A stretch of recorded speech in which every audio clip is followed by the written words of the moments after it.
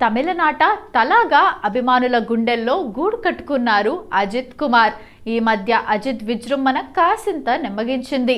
అయినా అభిమాన గణాలకు మాత్రం తలా సినిమా వస్తోందంటే చాలు పండగే.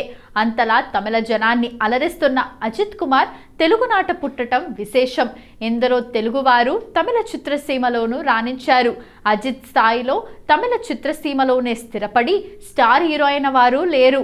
అజిత్ సినిమాలు అనేకం తెలుగులోకి అనువాదమై అలరిస్తున్నాయి. అజిత్ కుమార్ కన్ను తెరిచింది సికింద్రాబాద్లోనే. 1971 మే 1న అజిత్ జన్మించారు. కొంతకాలం వైజాగ్లోనూ ఉన్నారు.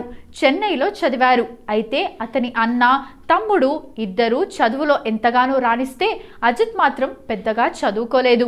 1990లో సురేష్ హీరోగా రూపొందిన ఎన్ వీడు ఎన్ కనవర్ అనే చిత్రంలో అజిత్ ఓ చిన్న పాత్రలో నటించారు. ఆ తర్వాత ప్రముఖ రచయిత గొల్లపూడి మారుతీరావు తనయుడు శ్రీనివాస్ ప్రేమ పుస్తకం తెరకెక్కిస్తూ అజిత్ను హీరోగా ఎంచుకున్నారు. ఆ సినిమాలో అజిత్ పేరును శ్రీకర్గా మార్చారు. ఆ సినిమా షూటింగ్లో ఉండగానే ప్రమాదవశాత్తు శ్రీనివాస్ మరణించారు. తర్వాత గొల్లపూడి సినిమాను పూర్తి చేశారు. అందువల్ల ఆ సినిమా షూటింగ్ ఆలస్యమైంది.